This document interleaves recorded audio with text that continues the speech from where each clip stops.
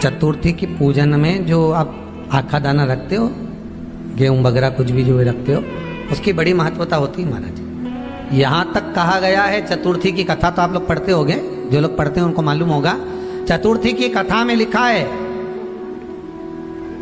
चौथ माता के व्रत में वर्णन किया गया है कि वो आखा दाना जो रखा जाता है, मान लो कोई जरूरी काम होता है तभी आखा दाना को रखा जाता है, संभाल के रखते हैं कि हम इस काम के लिए जा रहे हैं और हमारा ये कार्य सफल होना चाहिए।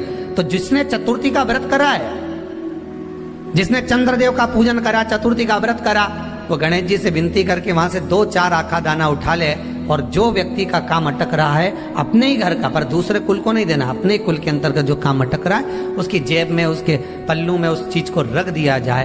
तो चतुर्थी जो अगली आती है, जैसे आप महीने की करते हो तो महीने की, और आप जैसे करते हो कि 4 अलग बड़ी बड़ी चतुर्थी करते हो तो उसके अनुसार आपका कार्य सिद्ध होता ही है। उस आखे दाने का इतना महत्व होता है क्योंकि चतुर्थी का व्रत करने वाली माता जब व्रत करती है तो स्वयं चतुर्थी की कथा में लिखा हुआ है कि पार्वती जी गणेश जी से चतुर्थी की कथा बचवाती।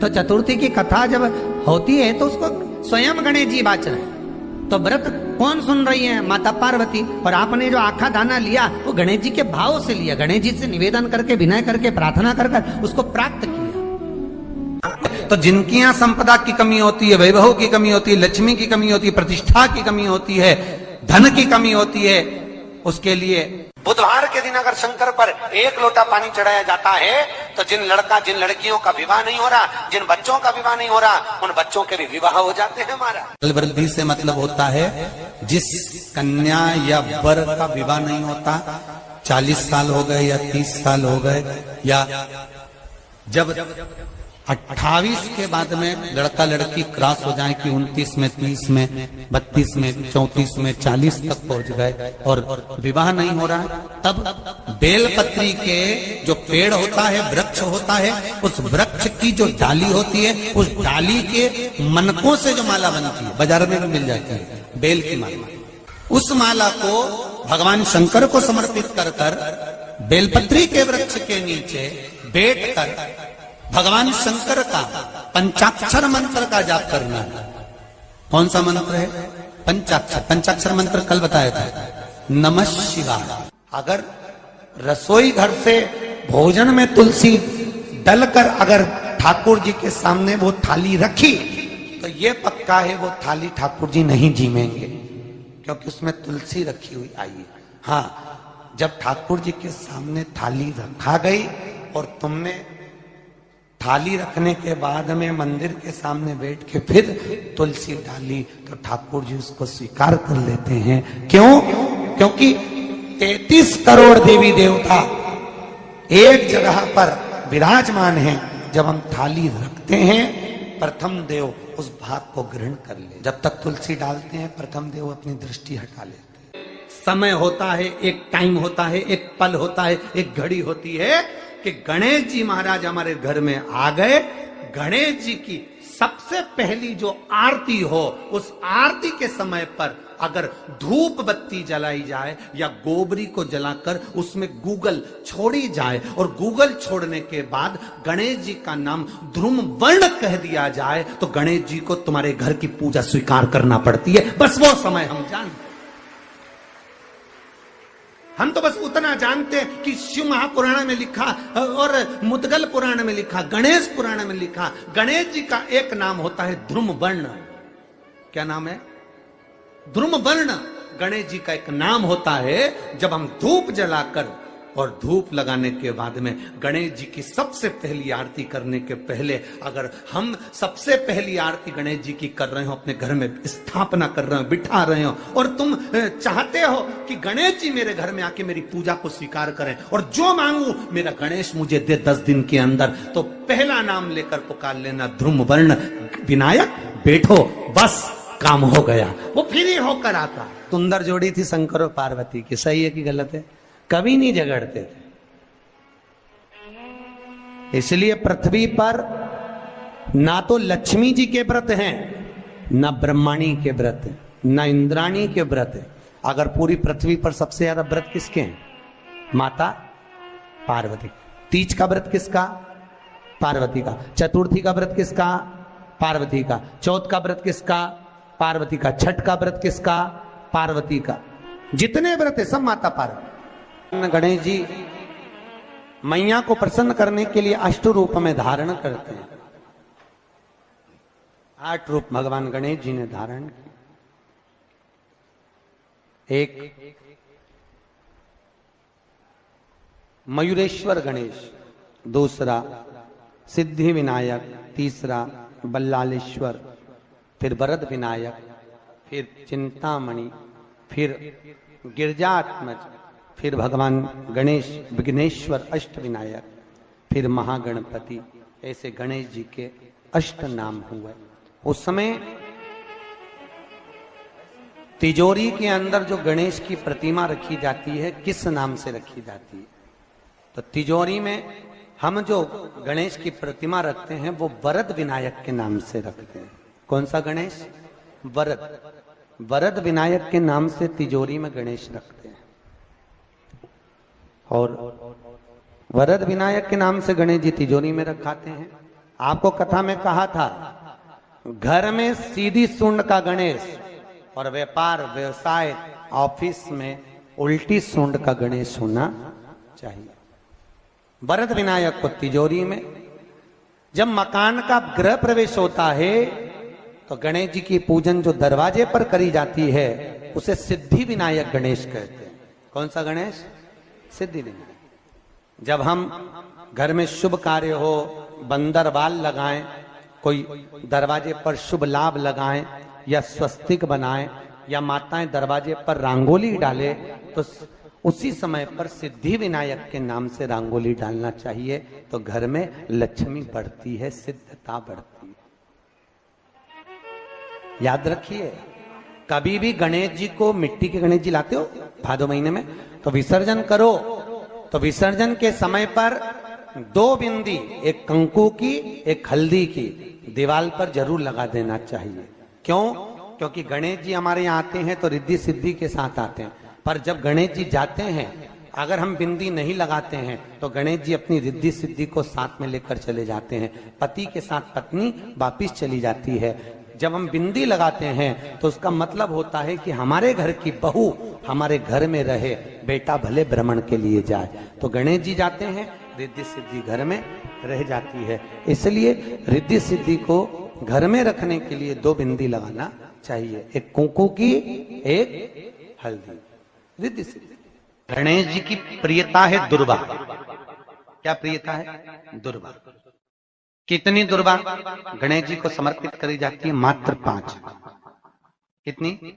आज के जमाने में लोग गट्ठा बनाकर चढ़ा दें, वो अपनी जगह पर 5 दुर्वा पंचम इंद्रियों को वश में करने के लिए और भगवान के 5 जो स्वरूप हैं उनको अपने भीतर उतारने के लिए 5 दुर्वा। और दुर्वा में भी 3 गांठ।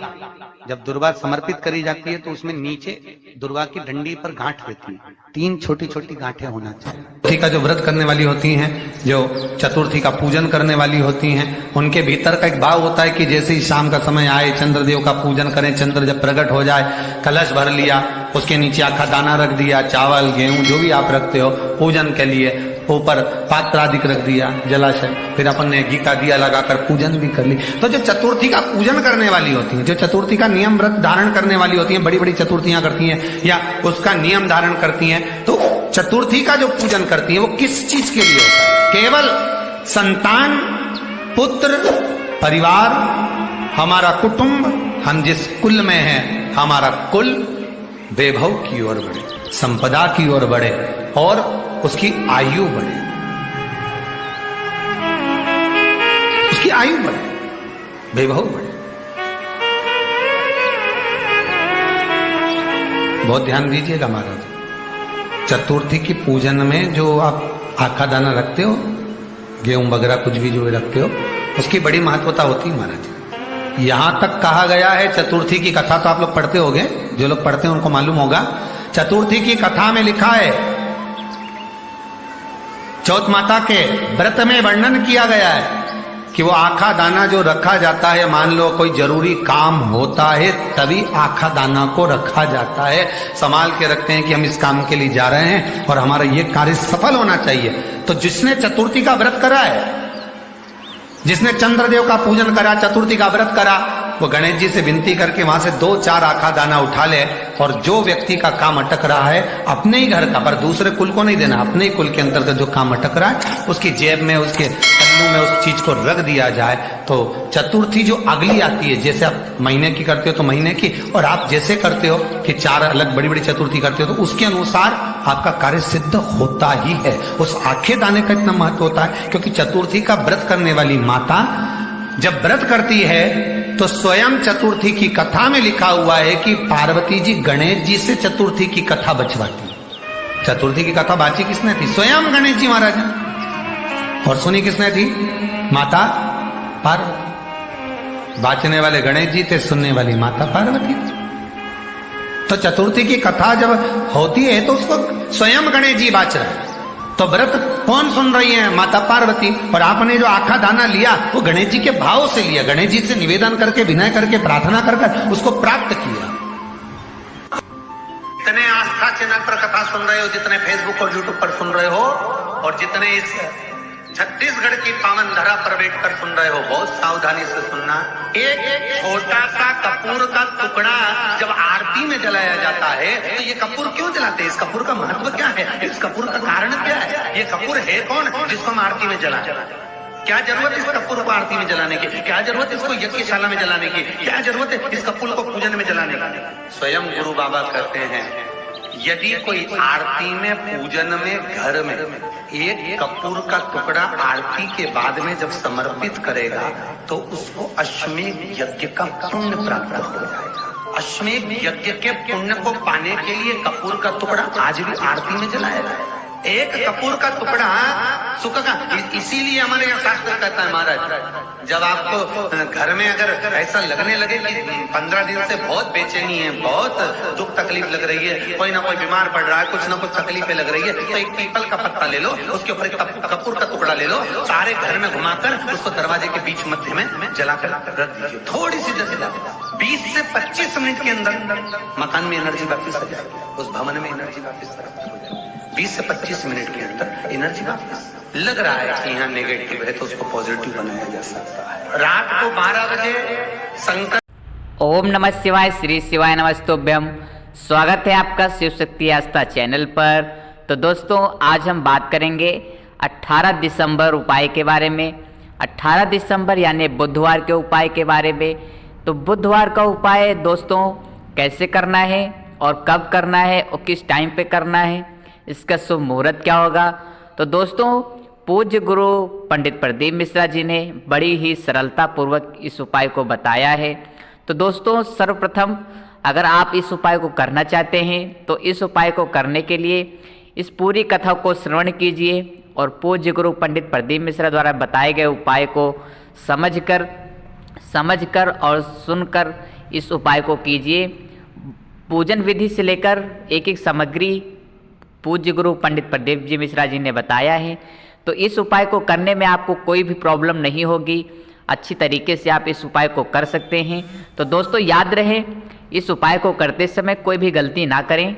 अगर यह गलती करते हैं तो यह उपाय सफल नहीं होगा, और उपाय सफल नहीं होगा तो फिर आपके कार्य सिद्ध नहीं होंगे। दोस्तों तो जो चतुर्थी की उपाय के बारे में पूज्य गुरु जी ने बताया है, तो इस कथा को श्रवण करते ही इस उपाय को कीजिए, आपको जरूर धन लाभ प्राप्ति होगी।